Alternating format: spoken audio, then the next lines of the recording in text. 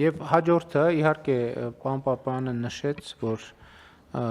այս թանկացումները կապված են Մերձավոր Արևելքում ստեղծված իրադրության հետ, բայց նաև ուրախալի է, որ Մերձավոր Արևելքում իրադրությունը որոշակի դրական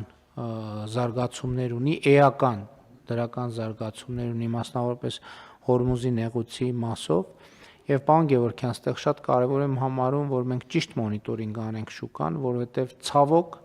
երբեմն մեր մոտ լինում են դրսևորումներ, երբ որ ճգնաժամերը առաջանում են,